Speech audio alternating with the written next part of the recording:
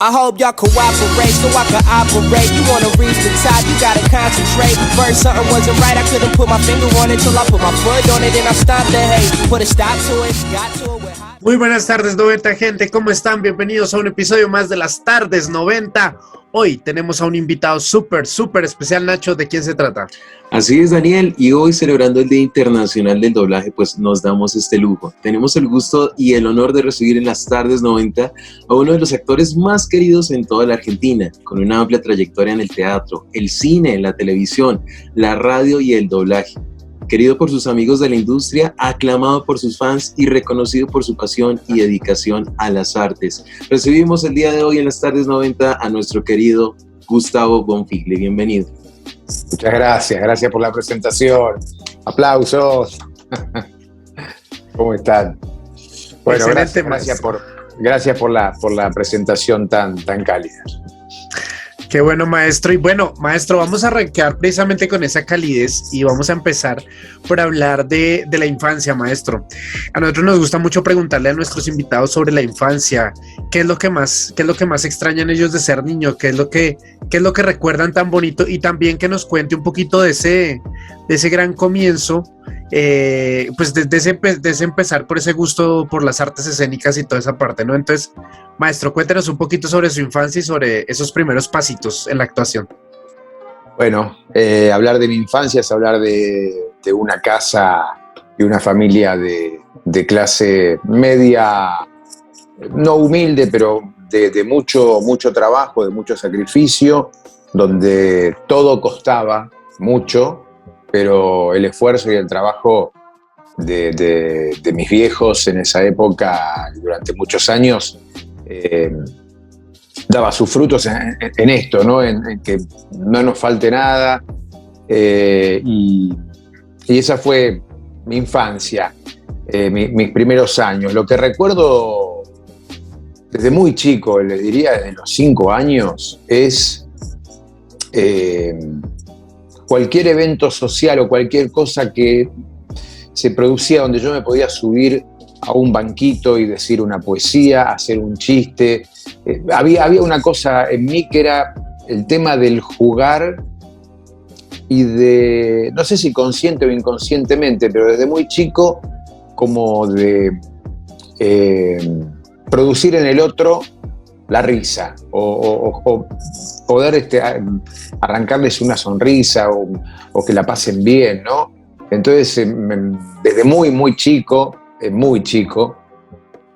recuerdo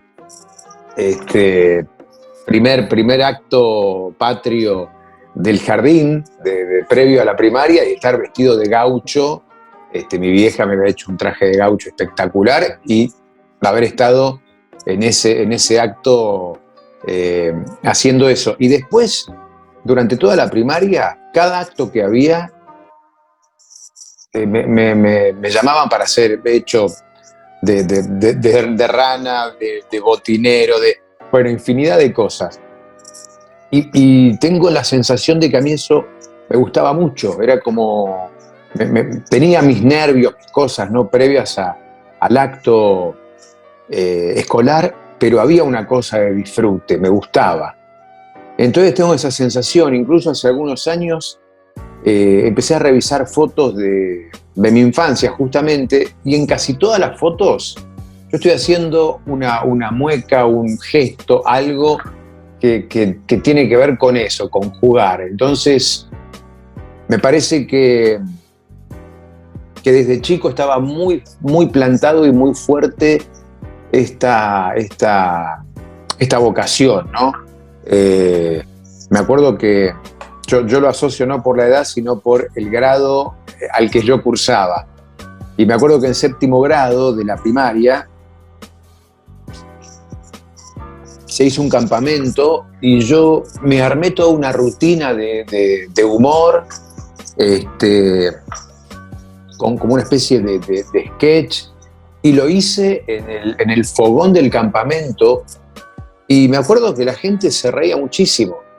Y eso a mí me encantaba, me gustaba. Y ya en la secundaria estuve también, todos los actos que había escolares, empecé a hacer imitaciones, imitaba a los profesores, imitaba algunos conductores o personajes muy, muy famosos de esa época. Tenía el desparpajo sí, era como, no sentía vergüenza de nada. Entonces, de pronto, por el hecho de conseguir que mis compañeros de la secundaria o mis amigos pasaran un buen rato, se rieran, de pronto me ponía a vender sombrillas o reposeras en un colectivo que estaba atestado de gente, o de pronto estaba en una peatonal en un viaje de estudios que hicimos en Córdoba, en una provincia de acá de la Argentina, y también de pronto en una peatonal me puse a hacer mi show de imitaciones, y la gente se quedaba ahí viéndome. O sea, había como una cosa que a mí me gustaba y sentía que funcionaba. Y bueno, yo creo, por eso digo, mi infancia fue eso, fue el juego, fue empezar a descubrir esta posibilidad.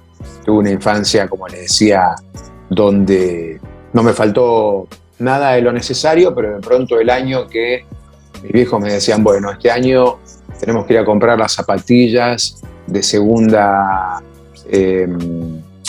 no falladas, pero que eran como de segunda o tenía alguna cosita. Bueno, esta vez las zapatillas las compramos en tal lugar, y era ir a hacer una cola interminable para comprar ese par de zapatillas que era más barato. Por ahí un año no nos íbamos a la playa, pero conseguíamos ir a unos hoteles de bienestar social en Córdoba o incluso en Chapadmalal.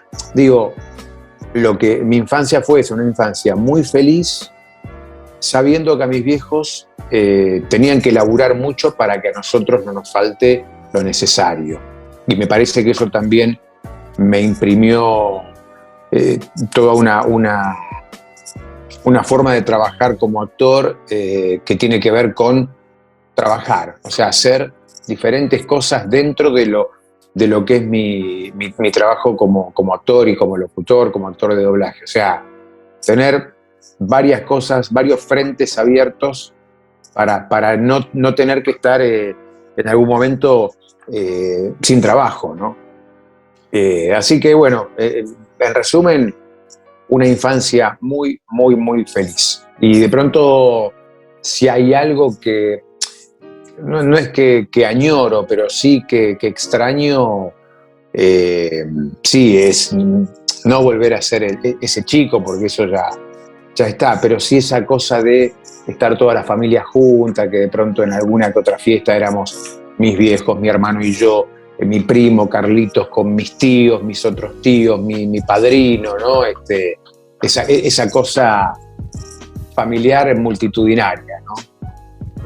Claro que sí, maestro. Bueno, qué bonita esa infancia. Y bueno, desde pequeño ya empezaban esos inicios en las tablas. Y precisamente para allá vamos, comenzando con la parte del teatro. Cuéntenos un poquito acerca de esa experiencia estudiando arte dramático y, por supuesto, alguna anécdota de pronto curiosa que le haya sucedido al terminar alguna función de teatro, que la gente haya reaccionado.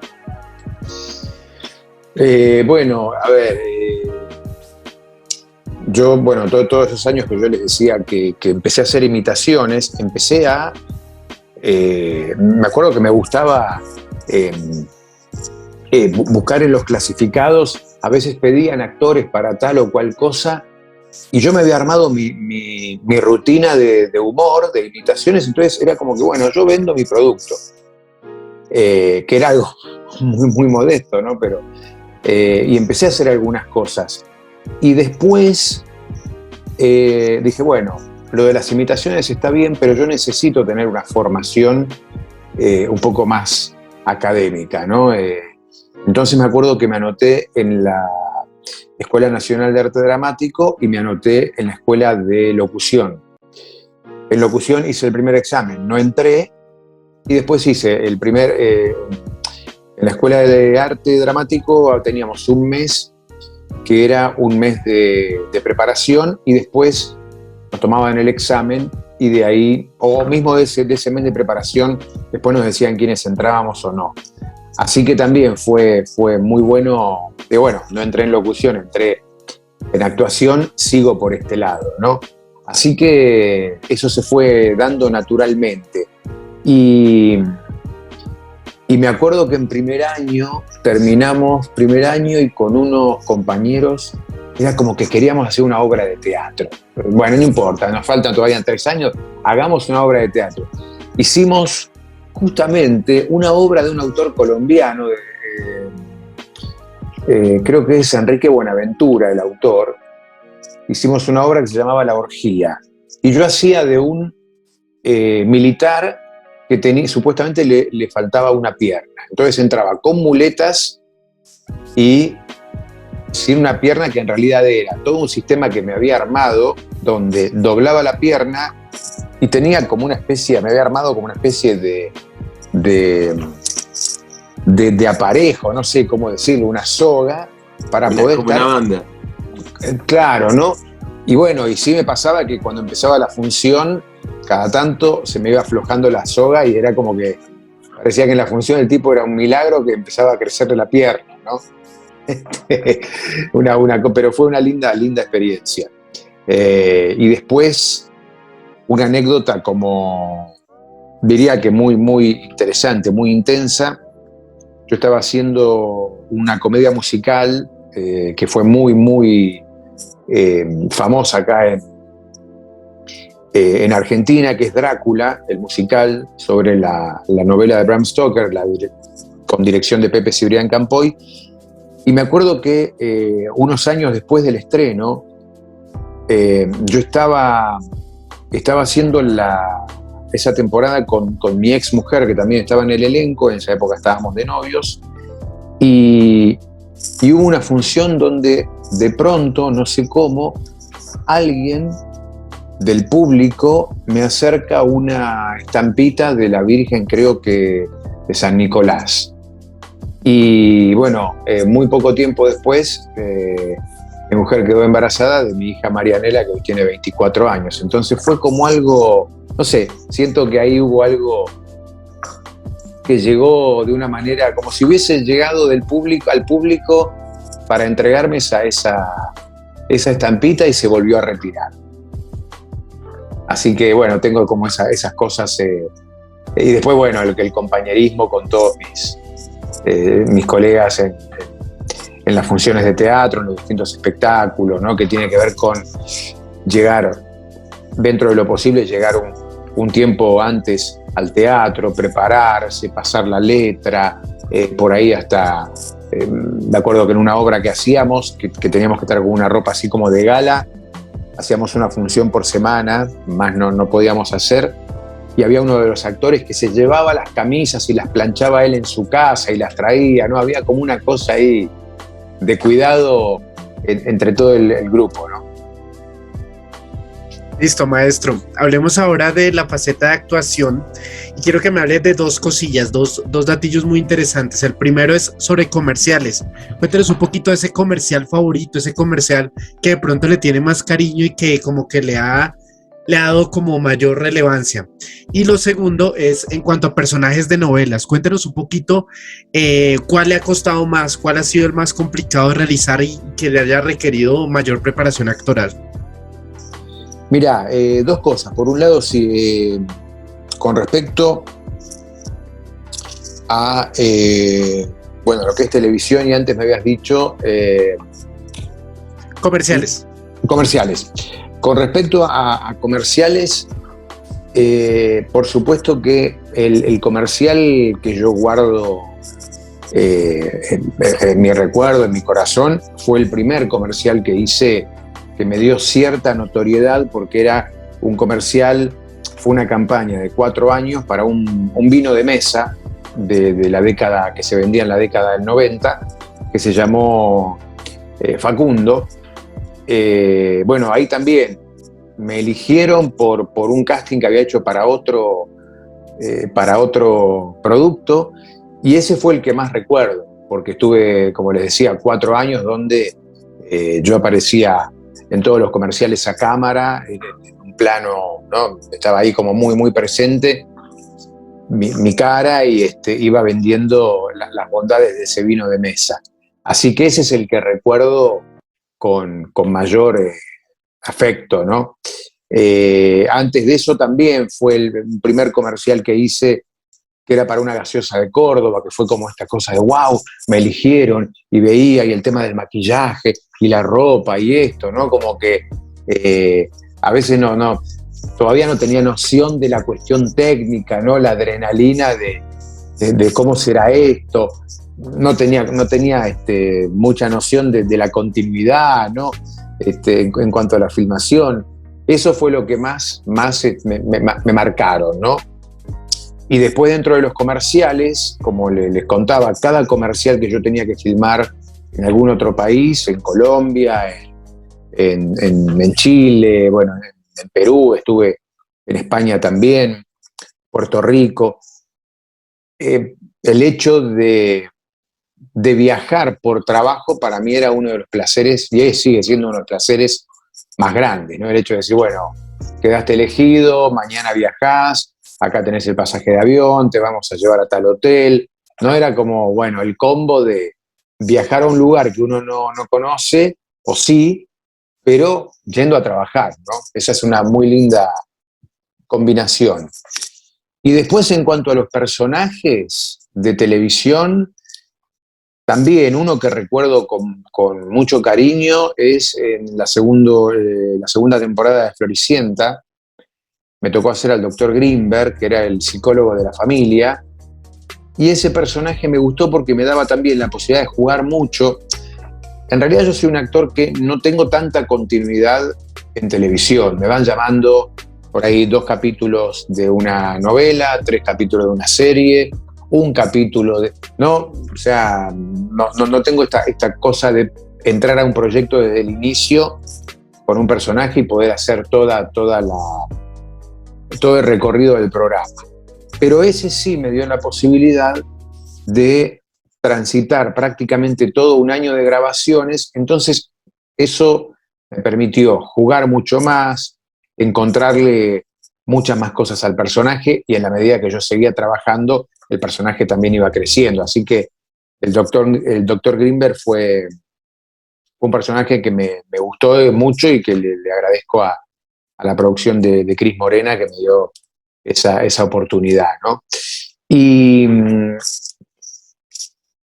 personajes difíciles me hayan costado, yo creo que todos. A veces el hecho de ir a grabar a televisión, donde uno tiene que ir, por ahí te dan el libro de un día para otro y tenés que ir al set, y ahí es donde más o menos vas componiendo el personaje de acuerdo también a lo que te dice el director, a la puesta de cámara. Por ahí uno piensa una cosa y el director piensa otra. Me parece que siempre ese tipo de personajes, cuando uno va a grabar por primera vez a un programa que ya está instalado, con un grupo de trabajo, que se conocen todos y qué sé yo, es difícil ese momento, ¿no? De decir, wow, entro acá, tengo que saber la letra, tengo que tratar de no equivocarme. Por ahí es un poco una autoexigencia, ¿no? Pero creo que en realidad, sí, todos los personajes tienen esa cosa de, wow, bueno, tengo que ir a grabar, tengo que prepararme, volveré a grabar el personaje, será por un capítulo nada más, pero después uno lo disfruta, ¿no? Lo disfruta mucho. Pero maestro, qué bonito, pues esa trayectoria. Aquí, pues en mi fondo también tengo alguna de las novelas de esas participaciones, Guapas, Sí. Historias del Corazón, Farsantes, Lo que el tiempo nos dejó, y por supuesto una que está en YouTube, que también invitamos a la gente a que lo vea, que es este personaje de aquí a mi lado, en Belgrano. Realmente Bueno, eso fue una experiencia muy, muy linda, porque fue la posibilidad de hacer un personaje totalmente diferente y distante a lo que uno generalmente puede hacer o me llaman para hacer, ¿no? He hecho de médico, de abogado, empresario de los medios, he hecho de todo, ¿no? psicólogo, pero ese me gustó porque tuvo una preparación, tenía que ver con poder hacer ciertos personajes que uno le pudiese sacar el polvo, ¿no? la tierra de la historia, ¿no? La cuestión de tanto tiempo atrás. Incluso desde maquillaje me pidieron que me dejase la barba y ese bigote que se ve y las patillas son mías, porque me dijeron, no te toques la barba hasta que filmes, que nosotros te vamos a preparar. Y también fue interesante porque filmamos en una casona antigua, unas 2 o 3 noches de rodaje en pleno invierno. Había como una atmósfera, ¿no? Y me gustó jugar un poquito eso, que era como, bueno, sentir que estaba con Belgrano en esa época, más allá que mi personaje lo enfrentaba a Belgrano.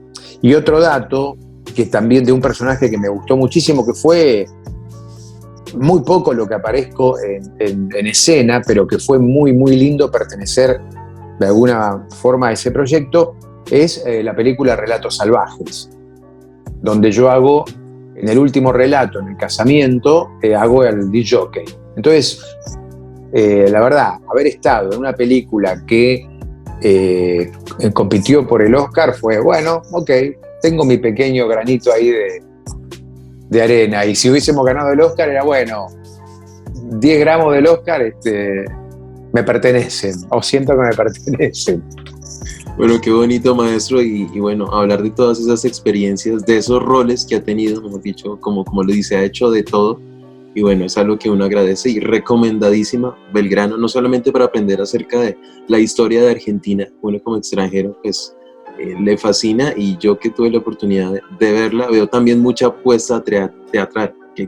Sí, mira, Sebastián Pivoto, que fue el director, me parece que fue muy acertado cómo jugó con ese Belgrano que tiene su lucha con su propio Belgrano de diferentes épocas, ¿no? Está muy bien, y además, bueno, Pablo Rago hizo un trabajo maravilloso.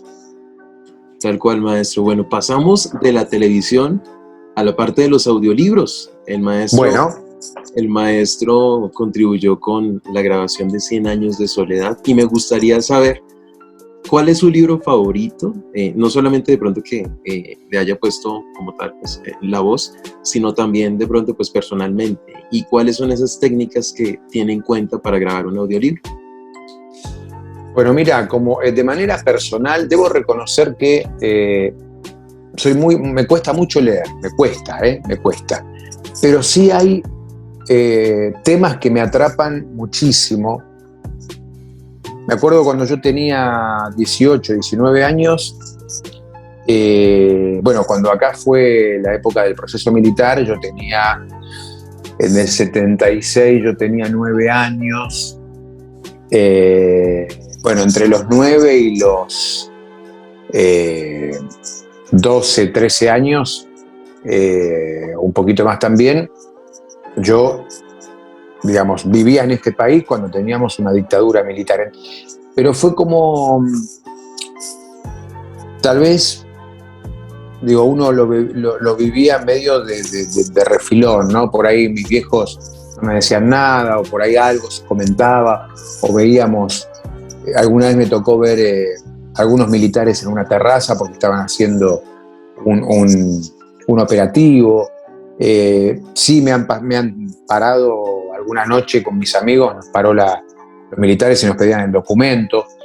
Pero hubo un libro que fue el libro de la CONADEP, que fue una investigación que hizo una comisión en el gobierno de Alfonsín, en plena democracia, para investigar justamente todo lo que había pasado durante la dictadura militar. Y me acuerdo que ese libro, que era enorme, creo que lo leí en una semana, porque sentía como, pero todo esto pasó, o sea, no es que yo estaba viviendo en Colombia o estaba viviendo, no sé, en Europa, o sea, yo estaba viviendo donde esto estaba pasando, ¿no? Entonces, ese libro primero que fue como un golpe muy fuerte porque era eso, sentir que yo había estado totalmente ajeno a eso, ¿no? Y que de pronto pasaba al lado mío. Y después, bueno, empaparme de todo ese informe. Ese fue el primer libro, creo que me atrapó. Y después hay una historia que tiene que ver con el equipo de rugby uruguayo, que el avión se estrelló en los Andes. Y a mí esa historia, por algún motivo, me atrapó también. Entonces, en ese caso, debo haber leído prácticamente todos los libros que tienen que ver con la tragedia de los Andes. Viven, La Sociedad de la Nieve, bueno, hay varios libros y sí, cuando me gusta algo o un tema en particular, me quedo ahí metido con el libro. Y con el tema de los audiolibros, es algo que empecé a hacer.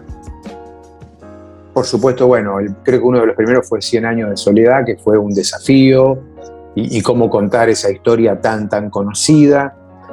Después me llevó también, me llegaron otros trabajos, Cabeza de Tigre, La pregunta de sus ojos de Sacheri. Ahora terminé otro libro de Sacheri y estoy comenzando otro. Y más allá de si el libro, si el material es bueno, yo empiezo a interesarme y empiezo, no sé si tiene que ver con una técnica. Sí creo que es fundamental que uno tenga muy buena lectura a primera vista, porque por cuestiones económicas, de edición, de trabajo, uno no tiene la posibilidad de leer mucho antes el libro. Entonces uno lo va grabando lo va grabando a medida que lo va leyendo. Entonces la lectura a primera vista es fundamental. Pero a mí lo que me pasa es que cuando empiezo a grabar y empiezo a leer el libro, me dejo llevar por lo que el libro me transmite. O sea, empiezo a contar una historia. Ahora estoy con un libro de Sacheri, no voy a decir mucho, pero tiene que ver con la historia de una chica que vive en Villa Gesell, que la madre muere y ella va a Buenos Aires, a la provincia a Morón, en el conurbano bonaerense, va a encontrarse o a buscar a quien su madre en algún momento le dijo que ese era su padre, ¿no? Que fue un noviazgo de verano, bueno, no más de eso puedo decir, pero digo, yo ya empiezo, a medida que voy leyendo, me voy imaginando, además que está muy bien escrito por Sacheri, voy imaginándome a esa nena, a ese supuesto papá, a cómo fue la mamá, más allá de que yo incluso conozco el barrio de Morón, a Edo, toda esa zona, a imaginarme la casa que él está contando que es la casa del papá. Entonces eso me ayuda, creo que la imaginación y armarme yo una película interna me ayuda a la hora de ir grabando, ¿no? Y incluso yo trato no de ser un narrador totalmente lineal, ¿no?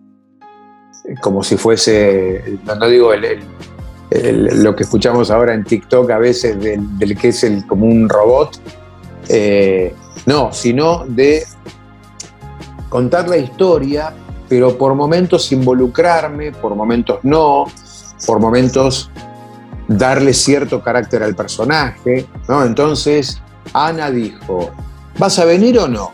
Entonces por ahí hay una cosa muy chiquita que tiene que ver con cómo le diría Ana a su padre este texto. Y después sí vuelvo. Entonces el padre la llevó, subieron al auto y se fueron hasta la casa de sus amigos. Punto. Pero ahí le doy una pequeña inflexión en cuanto al momento que ella le dice algo al padre. ¿Cómo se lo diría, no? Para mí, más allá de todo esto, lo fundamental es poder conectar con el texto y ver, si bien esto pasa muy rápido, ¿no? Porque digo, es en el momento que yo ya empiezo a leer y empieza a grabar el operador. pero ver acá, en cada momento registrar qué es lo que el libro me está diciendo y de alguna forma el libro me conduce por donde yo tengo que llevar adelante esa narración. A veces pasa que los libros por ahí no son buenos, son historias lentas, densas, y uno como narrador también tiene que empezar a ver por dónde le entra. Y hay otros que están tan bien escritos que es eso, es, ¿no?, dejarse llevar y entregarse a ese viaje, ¿no? Porque es eso, es un viaje en el cual yo me estoy contando algo, pero yo mismo también estoy adentro de esa película, ¿no? Pensemos, digo, que el audiolibro, que hoy es un mercado que está en auge, puede servir para gente bueno, para ciegos, para gente que es analfabeta, para gente que de pronto, no sé, se tiene una hora de viaje y le gusta escuchar una historia, ¿no? A mí con 100 años de soledad me ha pasado de gente que me ha ubicado por Instagram o por alguna otra red social, y tengo el caso de una persona que estaba estudiando español en los Estados Unidos y él hacía un viaje en auto de, sí, una hora y media hasta el trabajo. Entonces, en ese momento se había descargado, no sé si no tenía un CD, no sé muy bien qué tenía, pero él esa hora y media iba escuchando 100 años de soledad. Bueno, maestro, seguimos entonces ahora con la siguiente pregunta. Y es hablar ahora. Exacto. Y ahora vamos a hablar directamente de la experiencia como docente y esa experiencia también de cómo involucra todo ese conocimiento, ¿cierto? Para poder dictar y dar cada uno de esos talleres. Toda esa experiencia que ha tenido el maestro y todas esas oportunidades que ha tenido en las tablas, en los comerciales, en las novelas, cómo lo plasma en una clase y cómo logra ese interés de los estudiantes, que es tan complicado a veces. Bueno, en realidad yo lo que doy básicamente es práctica de doblaje, ¿no? O sea, es toda mi experiencia como actor, pero enfocada a mi trabajo como actor de doblaje. Me acuerdo que en 2015, cuando me convocaron para dar las clases, había tenido un par de charlas en algún estudio con algunos alumnos de otra escuela y dije, bueno, voy a intentar empezar a comprometerme con eso. Y la verdad que me parece que básicamente lo que yo intento en las clases es transmitir mi propia experiencia de lo que fue mi camino como actor de doblaje desde mis inicios hasta el día de hoy, ¿no? Y cómo fue también modificándose el doblaje a través del tiempo y uno también se fue adaptando a todo eso. Entonces, básicamente es eso, es de a poco, ¿no? Una cosa gradual, clase por clase, empezar a mostrarles y que vayan conociendo lo que es la técnica del doblaje, el trabajo del actor o de la actriz de doblaje y en definitiva que vayan incorporando esos conocimientos en la medida que ellos puedan, cada uno, digo, es un proceso personal, ¿no? A veces tengo alumnos que enseguida conectan con lo que es el neutro, el sincro, los reflejos, la lectura a primera vista, la interpretación. Hay otros que por ahí les cuesta un poco más el neutro, pero el sincro lo tienen. Hay otros que todavía el tema de trabajar con el texto y el video y el sonido original les lleva un poco más de tiempo. Pero en definitiva es eso, es introducirlos en la técnica del doblaje, que si bien es un trabajo actoral, tiene una técnica muy particular por la cual no todos los actores y actrices de teatro, de cine, de televisión, o bueno, actores en sí, no muchos pueden incorporar todo eso, ¿no? Por eso es un trabajo tan particular. Entonces, tiene que ver con eso. Y de alguna manera trato de recrear lo que sería el día de mañana un escenario práctico en cualquier estudio de doblaje. Si bien hoy, a partir de la pandemia, el trabajo se está haciendo prácticamente de manera remota, ¿no? Pero la idea es esa, ¿no? Es trabajar todo lo que tiene que ver, o sea, los que entran a la especialización de doblaje en el ISER pueden ser locutores, actores, músicos, cantantes, vienen de diferentes espacios. Pero sí, lo que yo les digo, bueno, acá tienen que empezar a conectar con otras cosas que tienen que ver con esto, ¿no? Tengo que hablar desde el vamos, o bueno, incorporándolo, pero digo, si hablamos de doblaje, hablamos de un acento neutro. Tengo que hacerlo en sincro. Tengo que respetar absolutamente todo lo que hace ese personaje. No es que yo lo voy a interpretar como a mí me parece. Yo tengo que interpretar con mi voz lo que hizo tal o cual personaje, que es en realidad un actor o una actriz que estudió el papel, que filmó, que tuvo un director, que ensayaron. Y no tengo tiempo de preparar el personaje. Yo el personaje lo tengo que ir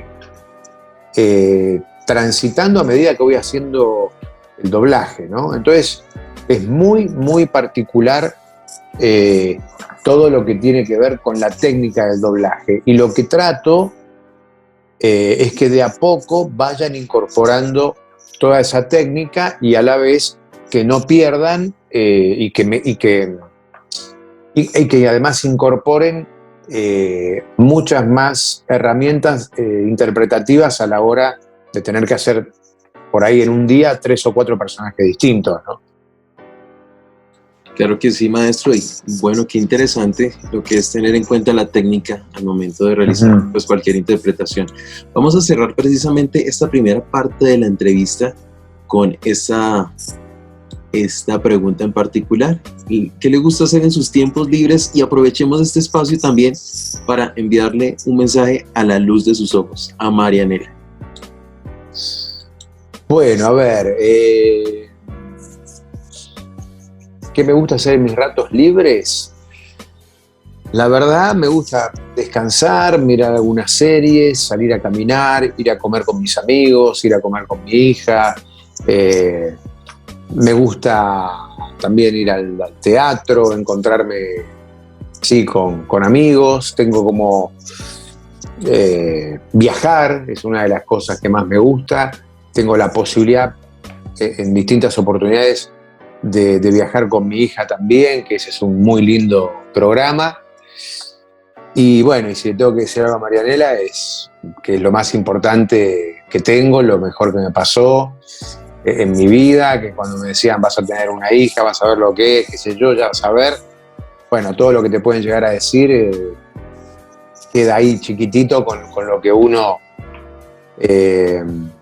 transita como padre. Y bueno, que estoy orgulloso de ella y de cómo con casi 24 años se fue construyendo paso a paso al día de hoy su trabajo, su carrera, y tiene, bueno, por delante mucho más, por supuesto, ¿no? Pero estoy muy feliz, muy orgulloso, sí.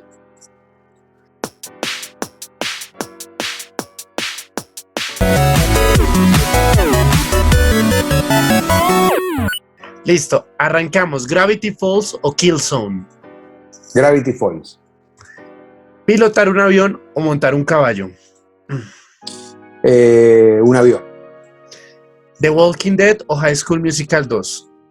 High School Musical 2. ¿Un charco inútil o Esperando al zurdo? Esperando al zurdo.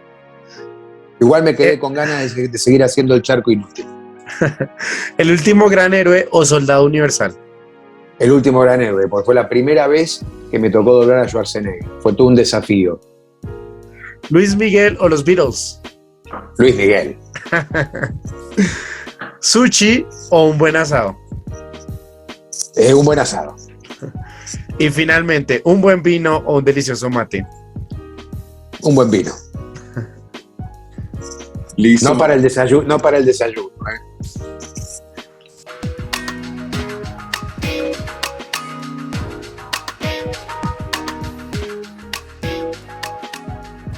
tal, mi queridísimo Gustavo Bonfigli?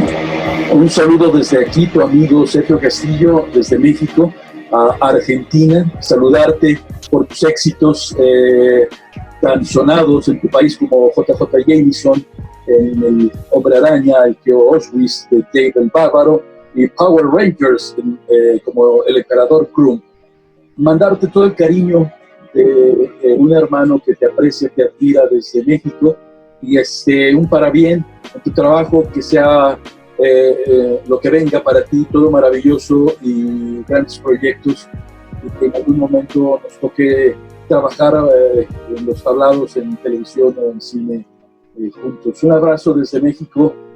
Gracias, Gustavo Bonfigli, y todo el cariño de mi corazón para Argentina. Qué bueno.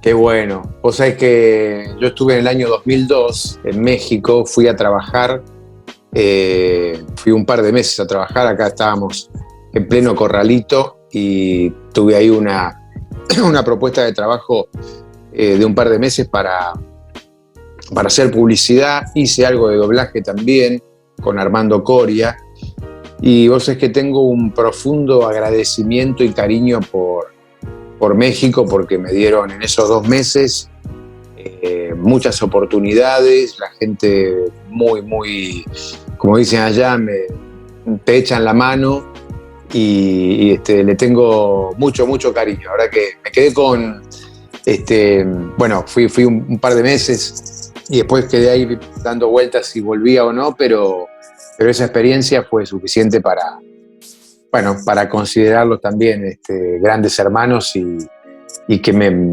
ayudaron muchísimo. Pero qué bonito, maestro. Esperamos que se haya sentido muy cómodo con el mensaje. Y bueno, ya llegará su momento para también Muy bien. el suyo.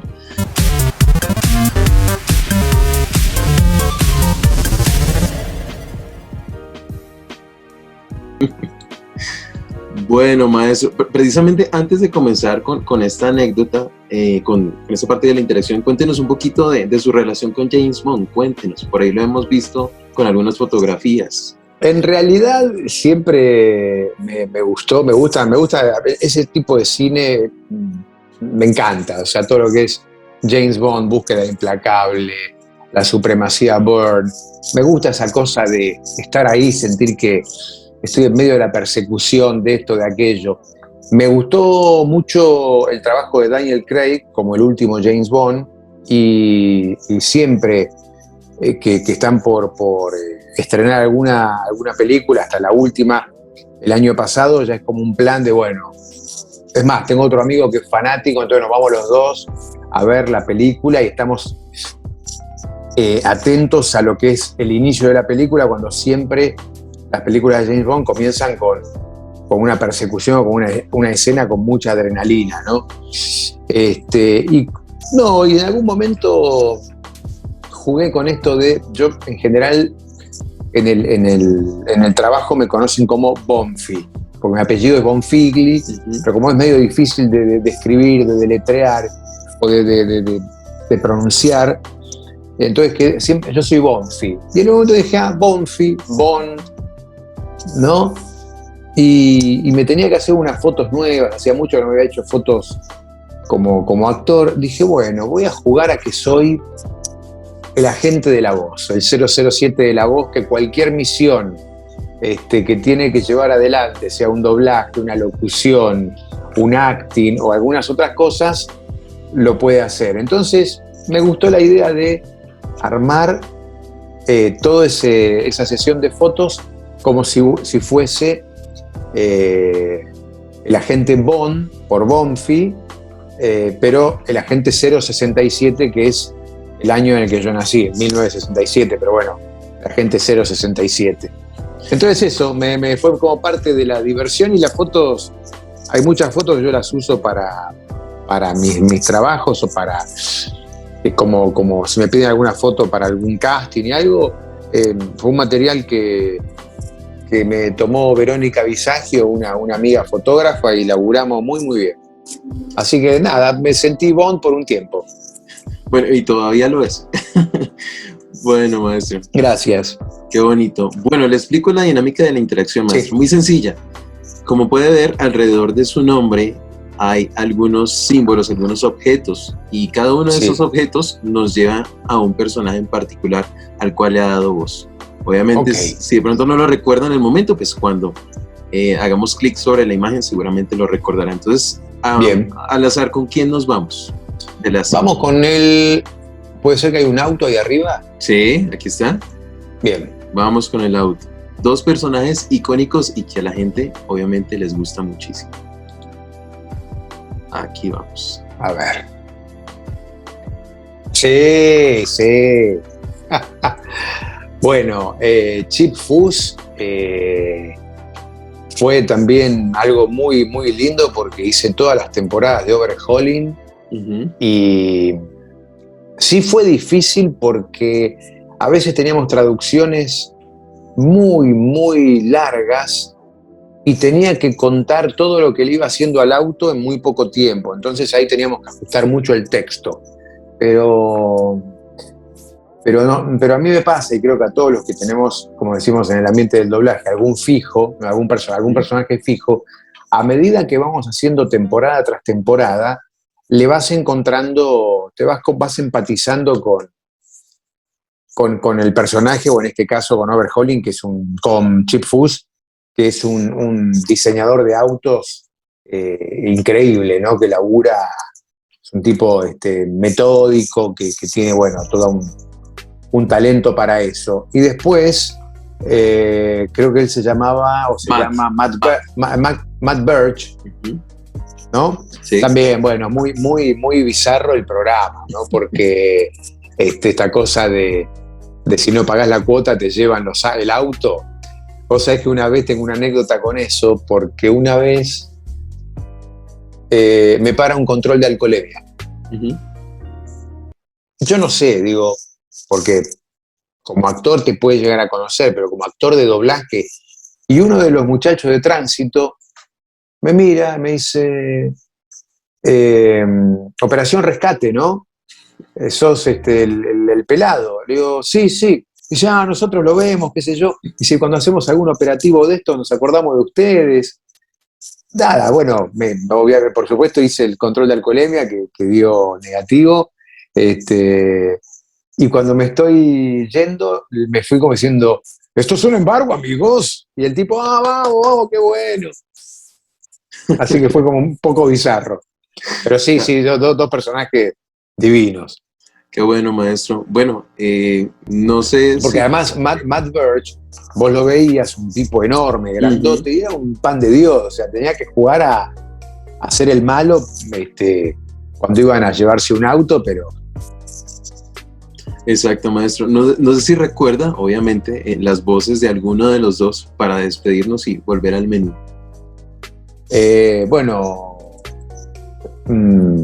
Chip Foose era... ¿Mm?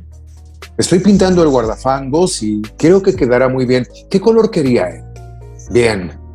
Y dime, ¿quiere los tapizados en color rojo o verde? Ajá, ¿y las llantas? Muy bien. Perfecto, ¿qué te parece esto? Y el tipo ahí ya, en 2 segundos, ya pintaba y diseñaba cómo iba a quedar el auto. Increíble. Genial, maestro. Y de Matt, no sé. Y de Matt, no sé, era como un poco más corpulento, más grande, y era, escucha, largo de aquí, maldito, ¿qué haces? Muy bien, maestro. Muchísimas gracias por recordarnos esos personajes, por llevarnos de vuelta. De esos dos, por ahora, de esos dos me acordé. No, está perfecto. Y los que se vienen, lo recordará también. A ver. Listo, vamos de vuelta al menú. Muchísimas gracias, maestro, por esos recuerdos. Y bueno, ¿con quién nos vamos ahora? Y vamos con... hay una sigla, algo ahí abajo en el costado Sí, izquierdo. aquí, ajá. Este personaje por ahí lo mencionó la persona, nuestro querido Sí. Sergio Castillo. Vamos a ver. Sí, Kruger. Sí, pues, también, eso fue... Porque además Kruger, Ujú. el tema de los Power Rangers, lo que nos pasaba en esas sesiones de doblaje es que en los Power Rangers hay mucha pelea Entonces todo lo que es pelea entre los personajes, los golpes, acusar los golpes o darlos, todo lo teníamos que hacer nosotros, no es que estaba de banda, que venía en la banda. Entonces era como mucha exigencia vocal. Y además Kruger, yo no sé si después lo pitcheaban, ¿no? Lo ajustaban, lo ecualizaban, pero yo tenía que meter toda una voz que era una cosa media, como de esta cosa, ¿no? Había una cosa oscura. Entonces sí, fue muy lindo personaje, pero también era un desafío, ¿no? Lo bueno es que tenía toda esa máscara, entonces el sincro era un poquito más fácil. Claro, maestro, y es un personaje que recordamos con mucha nostalgia, sobre todo porque pues todos crecimos con los Power Rangers y ver a un villano tan emblemático y una serie, yo diría que una de las series de los Power Rangers que más me apasiona, sobre todo pues Super Patrulla Delta, y tener este villano que también tiene su motocicleta, esa escena de la motocicleta cuando pelea es muy bueno, muy bien hecho todo.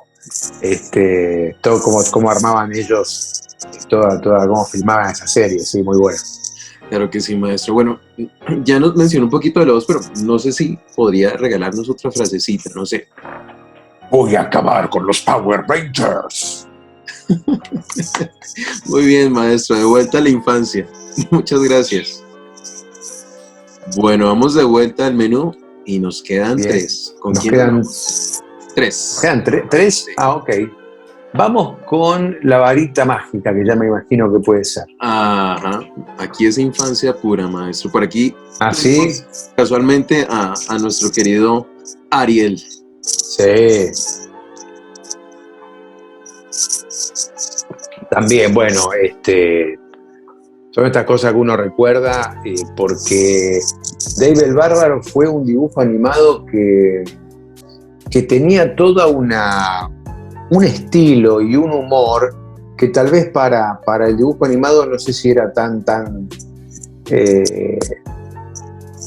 no estábamos tan acostumbrados. Había un timing, ¿no? Y los chistes que manejaban eran muy, muy buenos. Así que fue también una muy linda temporada con compañeros, bueno, Ariel Cisternino, Karin Zavala, María Elena Molina, bueno, infinidad. Quien narraba las historias de Dave el Bárbaro era Ricardo Lani, también un actor de doblaje y actor de radioteatro de muchos años, el Tano Lani, como lo conocíamos. Sí, fue una muy, muy linda serie. Y también digo que yo esto es lo que hablo con los alumnos, ¿no? Lo que tiene que ver con el juego, ¿no? Porque de pronto el juego, desde estar haciendo una escena dramática hasta ser el tío Auschwitz, ¿no? Porque uno de pronto tiene que, sobre todo en esto, tiene que trabajar con situaciones que tal vez son irreales para lo cotidiano y sin embargo llevarlo adelante, ¿no? Así que sí, muy, muy, muy divertido, muy divertido. Así es, también recuerdo aquí a nuestro querido villano, ¿no? Que me causa esa voz de Pablo Gandolfo, ¿no? Sí, bueno, Dave el Bárbaro fue uno de los primeros trabajos de Pablo Gandolfo. Claro que sí, maestro, es un elenco sensacional y definitivamente debo agradecerle porque pues creo que Daniel y yo no nos perdíamos esta serie cuando llegábamos del colegio, era algo fantástico. Claro, que lo pasaban en el canal era XD, algo por el estilo, ¿no? Creo que era Disney XD. Disney XD. Exactamente. Entonces, muchísimas gracias. Y hoy que estamos celebrando precisamente el Día del Doblaje, esto es todo un homenaje y un espectáculo, maestro. Qué bueno. Sí, muchas gracias. Y por supuesto, vamos al menú con la voz del tío Auschwitz, por favor. Vayamos al menú, por favor, tengo mucha hambre. Esa parte, ¿no? Gesticular que es tan importante. Sí, bueno, había un capítulo donde le agarra hipo, entonces también tenías que hacer todo, ¿no? Me gusta. Muchas gracias, maestro. Vamos de vuelta al menú. Nos quedan 2. ¿Con quién nos vamos?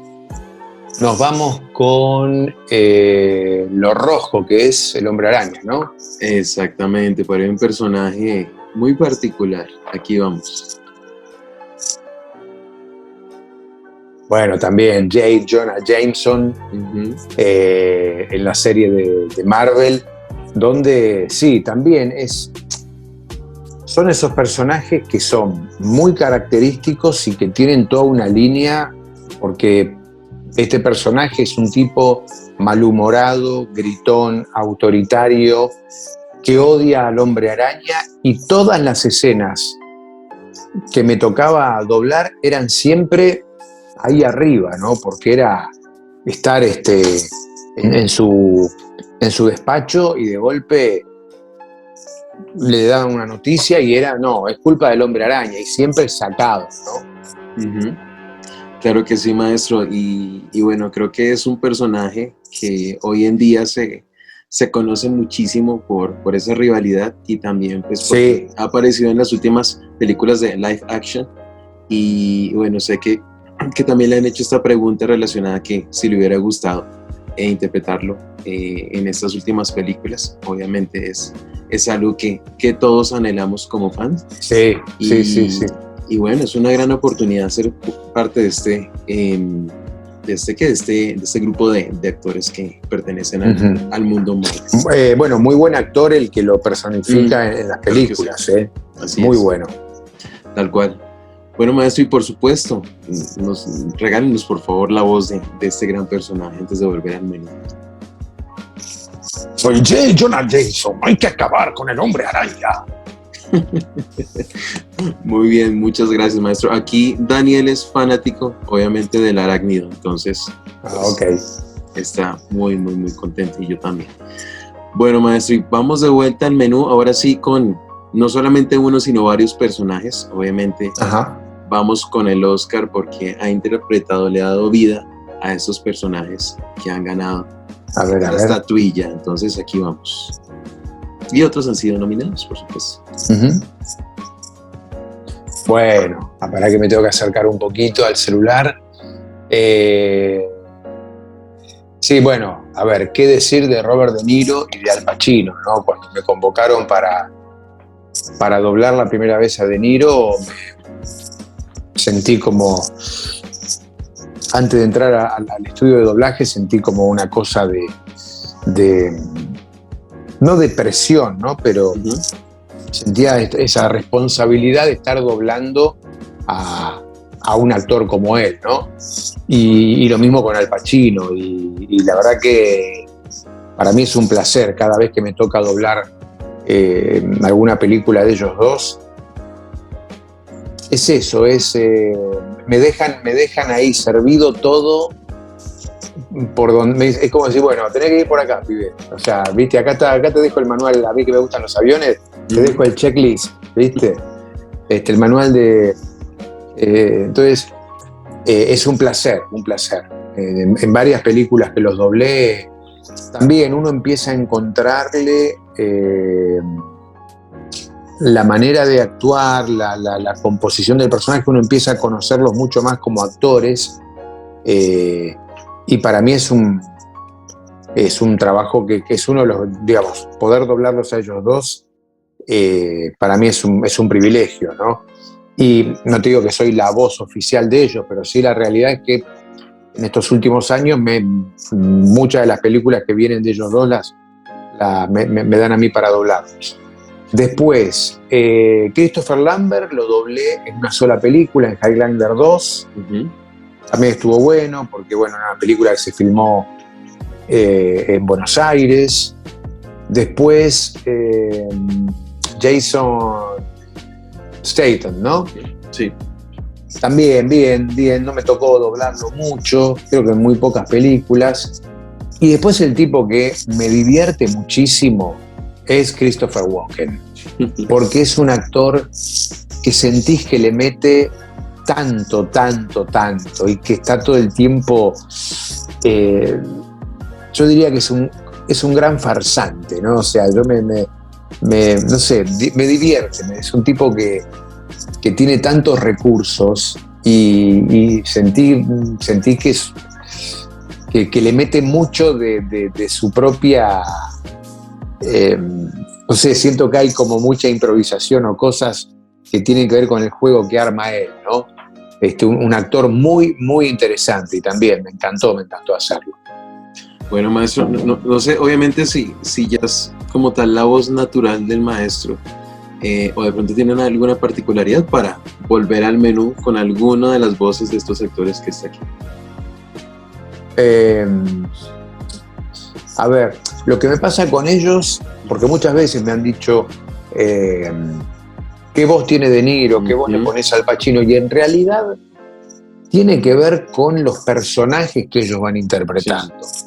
¿No? Por supuesto, me parece que en Al Pacino hay una cadencia, una cosa un poco más, sí, tiene que ver con una cadencia, ¿no?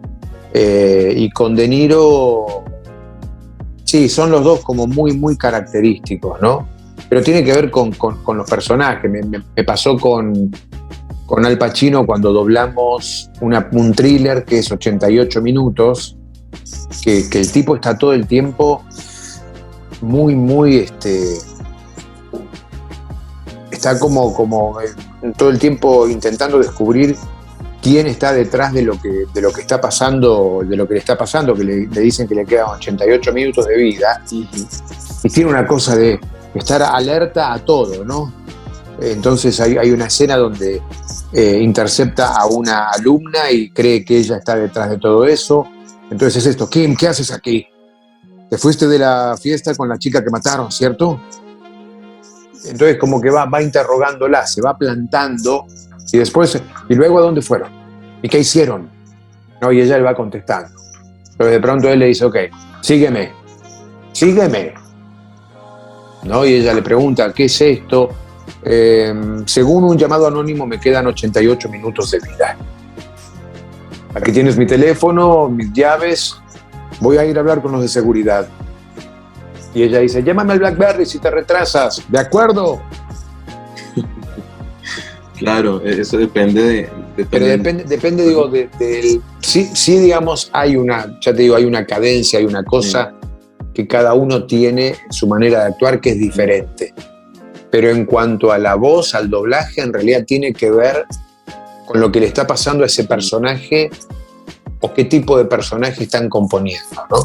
Claro. Hay una película que creo que fue una de las primeras que me tocó doblar, de Niro, que se llama Estamos todos bien, y él hace un papá que en realidad nunca